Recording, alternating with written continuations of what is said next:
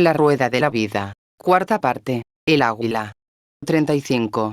Servicio prestado. Durante mis viajes rara vez veía otra cosa que hoteles, salas de conferencias y aeropuertos, por eso no había nada más maravilloso que llegar de vuelta a casa.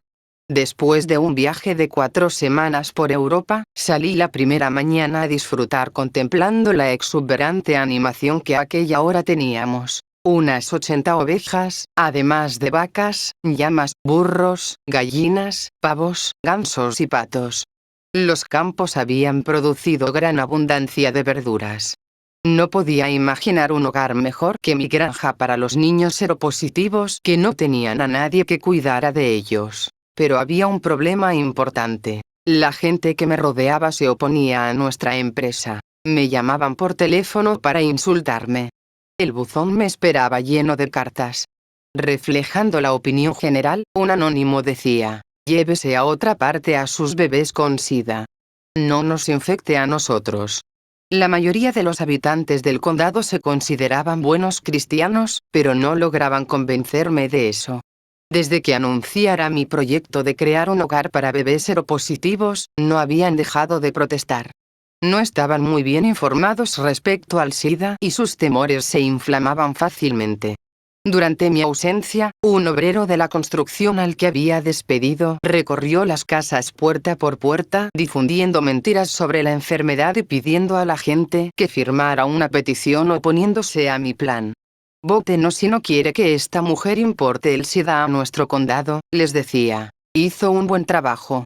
El 9 de octubre de 1985, fecha en que se organizó una reunión en la ciudad para discutir el asunto, la gente estaba tan indignada que amenazaba con realizar actos violentos.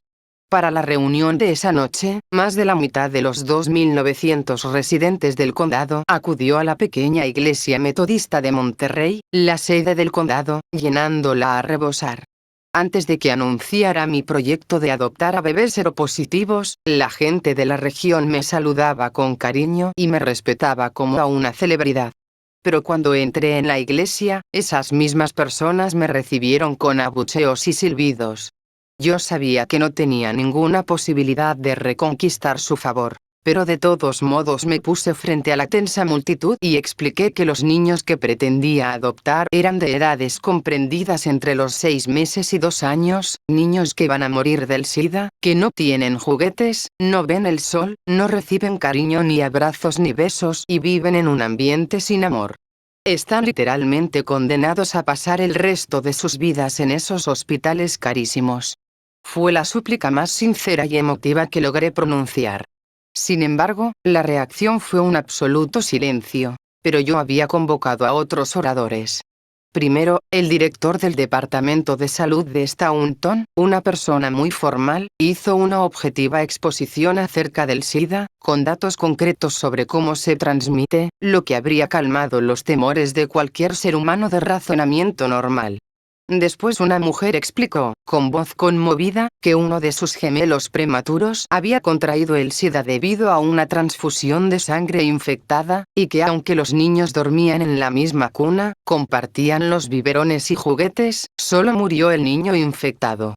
El hermano continuaba siendo seronegativo. Finalmente, un patólogo de Virginia contó su experiencia como médico y como padre de un hijo único que murió de SIDA. Lo increíble fue que abuchearon a cada una de estas personas. Esto me indignó. Me hizo hervir de rabia ver esa ignorancia y odio. Comprendí que la única manera de obtener una reacción positiva de esa gente habría sido anunciar mi inmediata marcha del condado. Pero, como no estaba dispuesta a reconocer mi fracaso, pedí que me hicieran preguntas. Pregunta: ¿usted se cree Jesús? Respuesta: no, no soy Jesús, pero deseo hacer lo que se nos ha enseñado durante 2000 años, que es amar a nuestro prójimo y ayudarlo. Pregunta: ¿por qué no instala el centro en un lugar donde su trabajo obtenga resultados más inmediatos? ¿Por qué ponerlo en esta región? Respuesta: porque yo vivo aquí, y aquí es donde trabajo. Pregunta: ¿por qué no se quedó donde estaba? Ya era cerca de la medianoche cuando acabó la reunión. ¿Sentido? Ninguno. Resultado: mucha frustración y rabia. Me odiaban.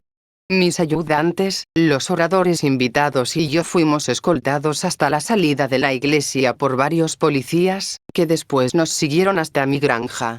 No tenía idea de que los policías fueran tan amables y atentos, le comenté a un amigo. No seas tonta, dijo él moviendo la cabeza incrédulo, no es que sean atentos. Quieren asegurarse de que esta noche no va a ocurrir ningún linchamiento. Después de eso fui un blanco fácil. Cuando iba de compras a la ciudad me gritaban Nigger Lover, amante de los negros. Diariamente recibía llamadas telefónicas amenazadoras. Vas a morir igual que los bebés con sida que amas. El Ku Klux Klan quemó cruces en mi césped.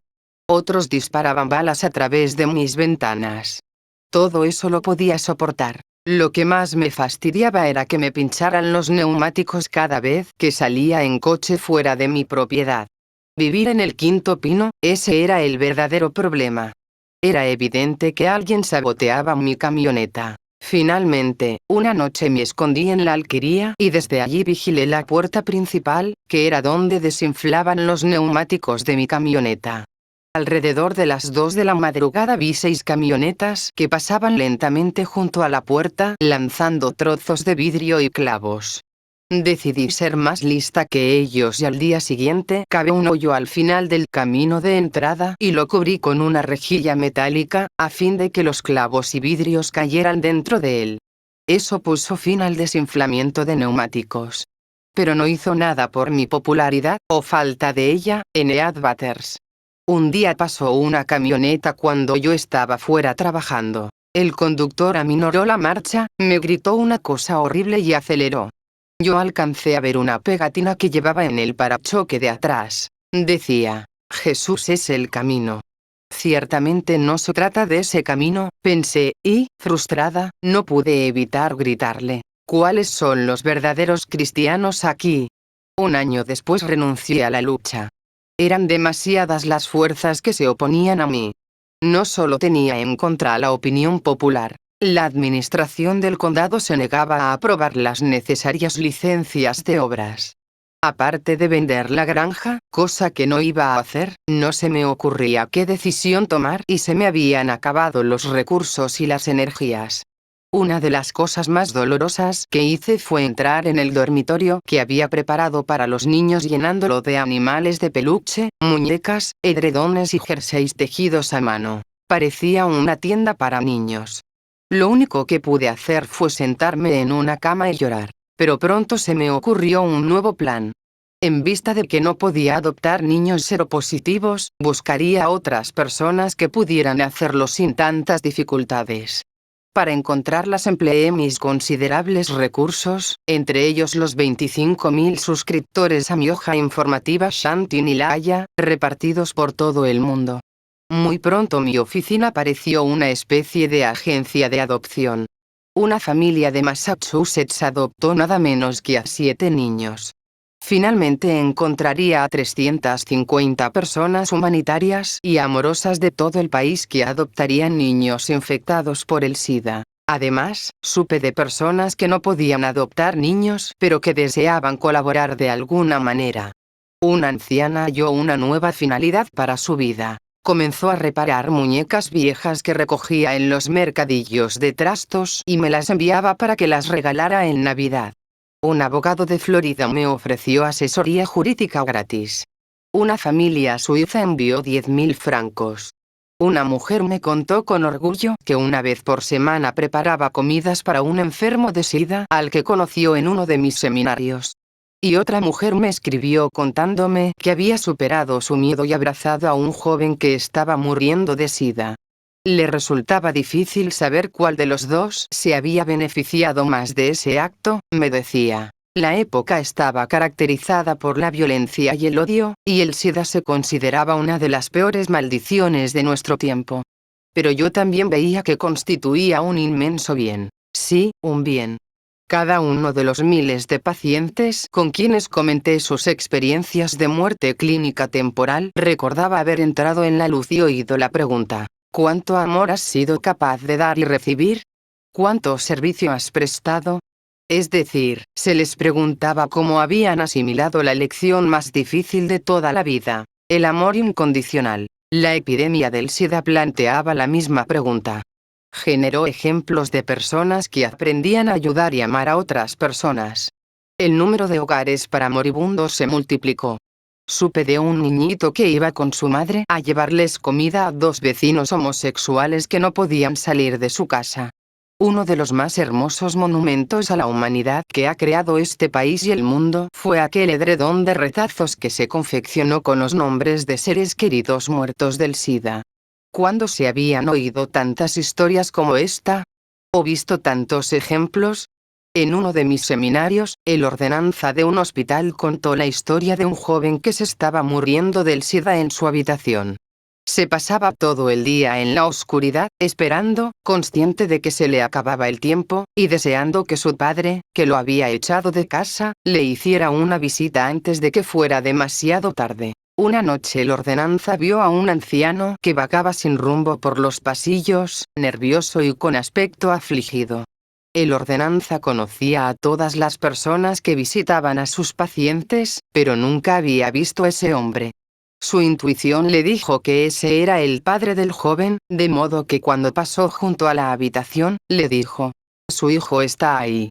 «Mi hijo no», contestó el hombre. Amable y comprensivo, el ordenanza entreabrió la puerta, y repitió: «Ahí está su hijo». En ese momento el anciano no pudo evitar asomarse y echar una rápida mirada al enfermo esquelético que yacía en la oscuridad. «No, imposible, ese no es mi hijo», exclamó, retirando la cabeza de la puerta. Pero entonces el enfermo, a pesar de su debilidad, logró decir: «Sí, papá, soy yo. Tu hijo». El ordenanza abrió la puerta y el padre entró lentamente en la habitación. Estuvo de pie un momento y después se sentó en la cama y abrazó a su hijo. Esa misma noche, más tarde, murió el joven, pero murió en paz y no antes de que su padre aprendiera la lección más importante de todas. No me cabía duda de que algún día la ciencia médica descubriría una cura para esta horrible enfermedad, pero esperaba que nos diera tiempo a que el SIDA hubiera erradicado aquello que aqueja el alma y el corazón de los seres humanos.